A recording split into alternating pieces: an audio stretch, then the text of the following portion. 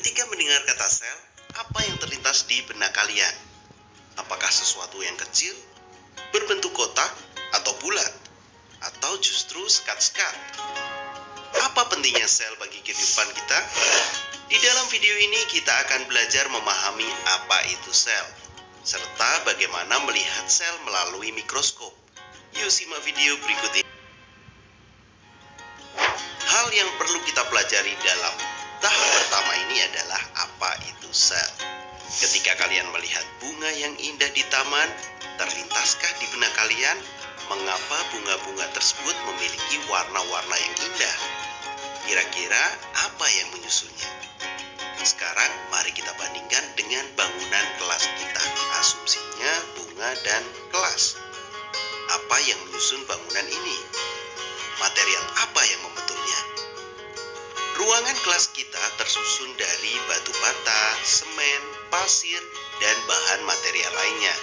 Nah, identik dengan bunga-bunga yang berada di taman.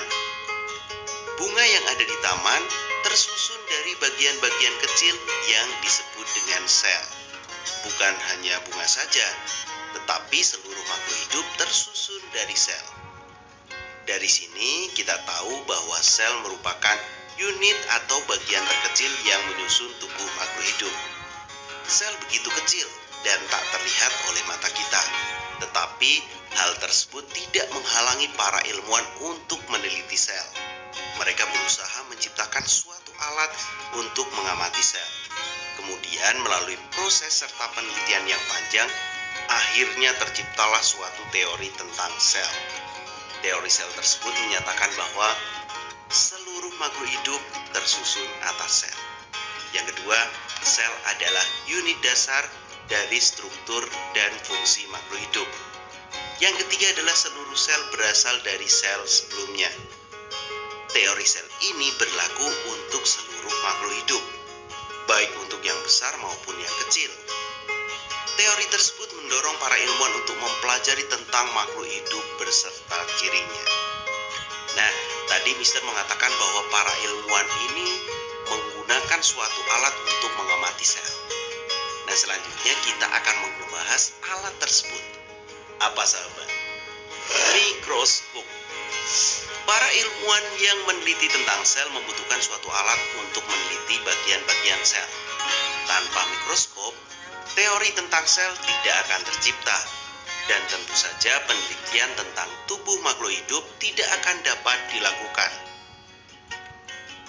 Mikroskop yang diciptakan oleh seorang ilmuwan asal Inggris bernama Robert Hooke pada tahun 1663. Beliau mengamati sayatan gabus dari kulit kayu pohon X.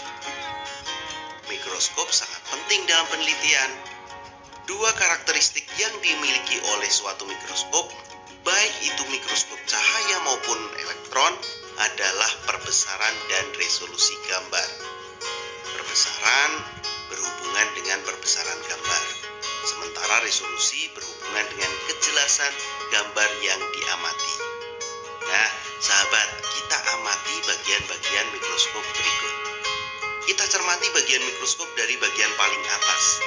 Ada lensa okuler yang berfungsi untuk memperbesar penampakan objek. Selanjutnya ada tabung mikroskop yang merupakan penghubung lensa okuler dengan lensa objektif. Nah, selanjutnya ada pengitar atau tempat lensa objektif. Di sini ada lensa objektif yang digunakan untuk memperbesar objek. Nah, selanjutnya ada lengan atau bagian yang biasa digunakan untuk memegang ketika memindahkan mikroskop.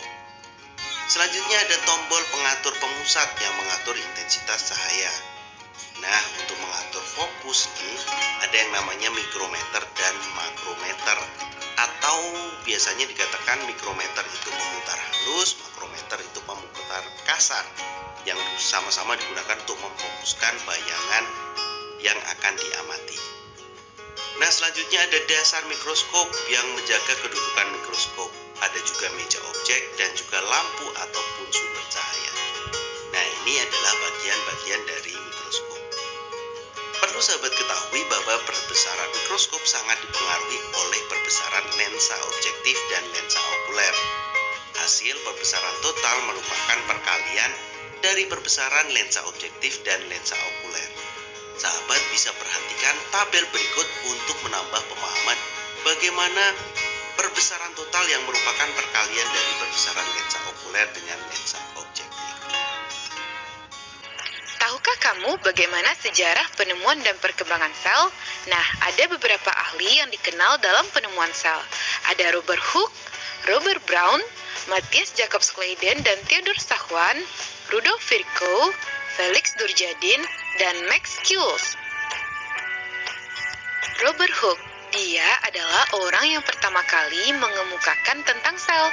Dia mengamati sayatan melintang gabus dan menemukan ruang kecil yang disebutnya sel. Jadi, sel gabus ini adalah sel mati yang kosong tanpa ada isinya. Ahli yang kedua adalah Robert Brown, yang menyatakan bahwa sel merupakan suatu ruangan kecil dibatasi oleh membran yang di dalamnya terdapat cairan atau protoplasma. Selanjutnya ada Matthias Jacob Schleiden dan Theodor Schwann. Mereka mengamati sel yang berbeda. Schleiden mengamati sel tumbuhan, sedangkan Schwann mengamati sel hewan. Nah, mereka menyatakan bahwa tubuh makhluk hidup tersusun atas unit-unit kecil yang disebut sel. Dan mereka menyimpulkan bahwa sel adalah unit struktural makhluk hidup. Nah, teman-teman, berarti udah 3 ahli ya yang kita bahas. Nah, ahli yang keempat, Rudolf Virchow.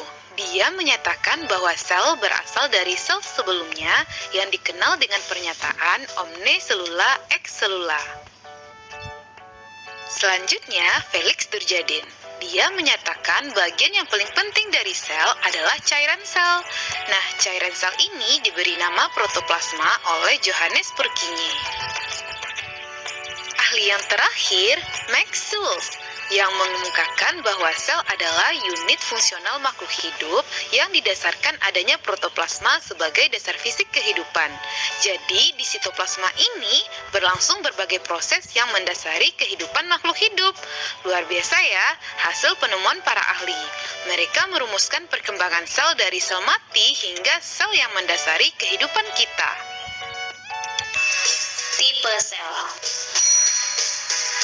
Tipe sel ada 2, ada sel prokariotik dan sel eukariotik. Sel prokariotik adalah organisme pertama yang hidup di bumi. Prokariotik berasal dari bahasa Yunani. Pro artinya sebelum, karion artinya inti.